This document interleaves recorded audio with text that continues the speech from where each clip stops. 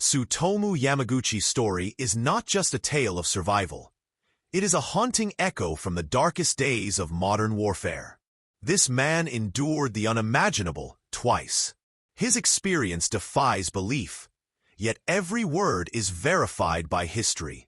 He is the only officially recognized person to have survived both atomic bombings in Hiroshima and Nagasaki. His story is a chilling reminder of the horror of nuclear war and the resilience of the human spirit.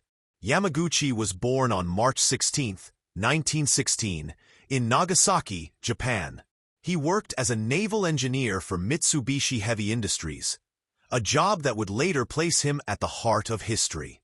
In early August 1945, Yamaguchi was in Hiroshima on a 3-month business trip. He was preparing to return home when fate intervened. On the morning of August 6, 1945, Yamaguchi was walking to the shipyard when he noticed a B-29 bomber flying overhead. Moments later, the sky exploded in a flash of white light. It was 8:15 a.m. The United States had dropped the first atomic bomb in warfare history. The bomb, nicknamed Little Boy, exploded about 600 meters above Hiroshima, releasing the destructive force equivalent to 15,000 tons of TNT.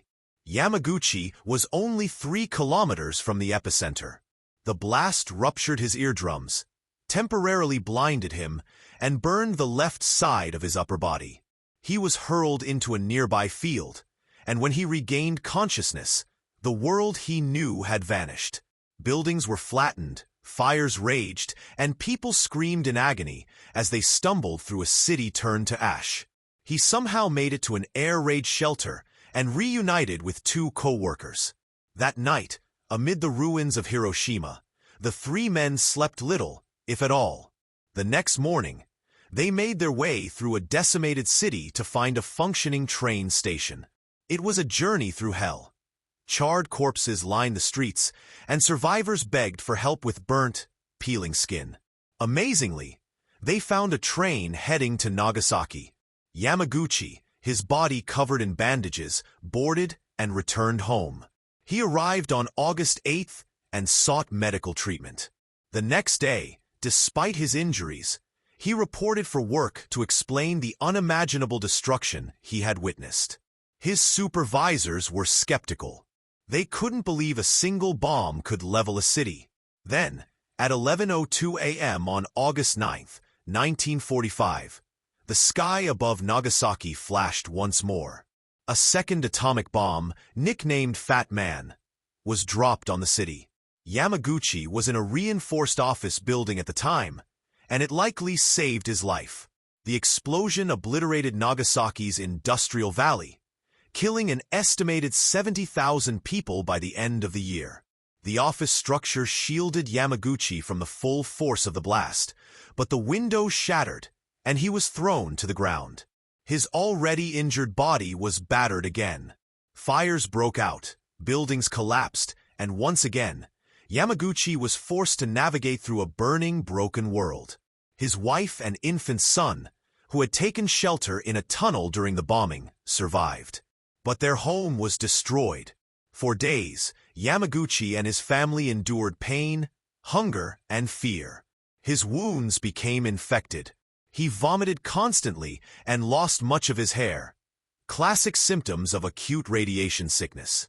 Over the following months, his condition gradually improved, but he was never the same. The radiation left lasting damage. He lost hearing in one ear. He suffered from chronic fatigue and painful boils. Years later, both his wife and son developed cancer, likely linked to radiation exposure. Yamaguchi's life after the war was marked by quiet resilience.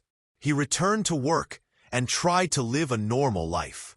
For decades, he rarely spoke of what he had endured.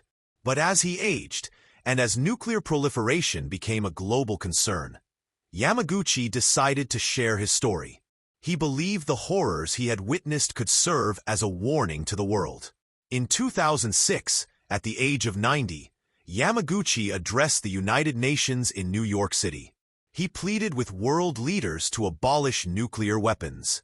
He spoke not as a politician or scientist, but as someone who had lived through the fire twice. His testimony was raw and powerful, filled with the sorrow of a man who had seen the apocalypse firsthand. In 2009, the Japanese government officially recognized Tsutomu Yamaguchi as a double hibakusha, an atomic bomb survivor of both Hiroshima and Nagasaki. He became a symbol of peace and a living testament to the resilience of the human spirit.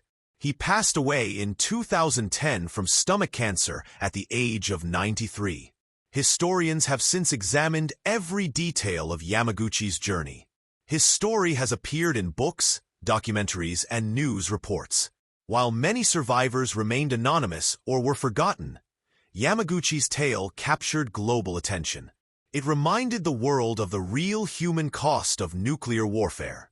The atomic bombings killed over 200,000 people. They leveled cities, ended a world war, and ushered in the nuclear age.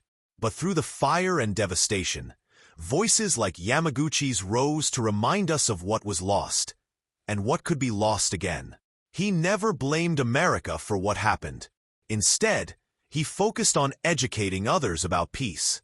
He believed that understanding the past was essential to preventing future atrocities. His courage was not just in surviving, but in reliving those horrors so that others might learn from them.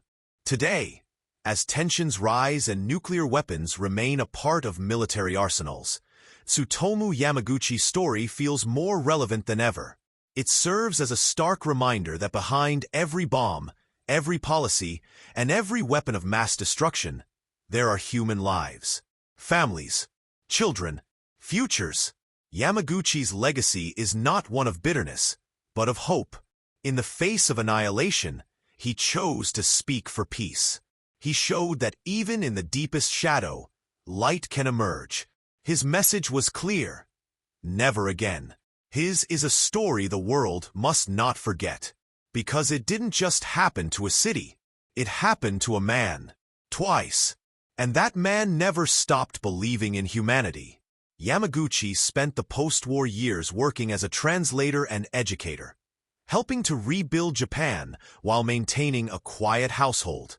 In private journals, he wrote about nightmares, pain, and moments of gratitude. He found healing in poetry and painting. His work often depicted fragmented cities and silent skies.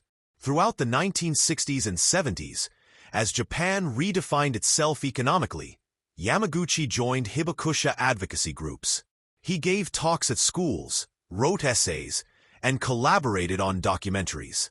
His calm, sincere voice gained attention. He was not loud or theatrical. He simply told the truth. In the 1980s, he wrote a memoir, The Double Exposure of Tsutomu Yamaguchi, which became required reading in peace studies courses around the world. It offered a rare, first-hand account of surviving 2 nuclear blasts and living with the consequences. His story was later used in global campaigns against nuclear arms, featured in museums in Hiroshima and Nagasaki, and presented at disarmament conferences. In his later years, Yamaguchi often visited schools to speak with young students. He didn't dwell on politics. He spoke of family, fear, and forgiveness. He wanted them to understand the cost of war from someone who had lived through its most extreme form. When asked why he chose to relive his trauma, Yamaguchi once said, "Because silence would mean I accepted what happened. And I never did." In his final years, Yamaguchi was featured in international interviews and films, including BBC and NHK documentaries.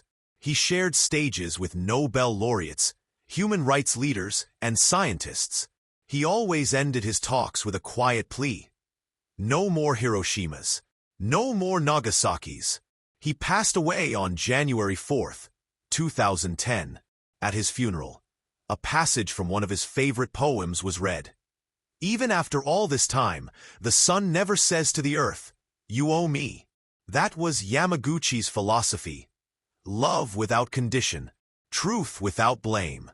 Tsutomu Yamaguchi is now remembered alongside the greatest peace advocates in history. His name stands as a symbol, not just of survival, but of conscience. Through 2 bombs, through unbearable suffering, he emerged with clarity and compassion.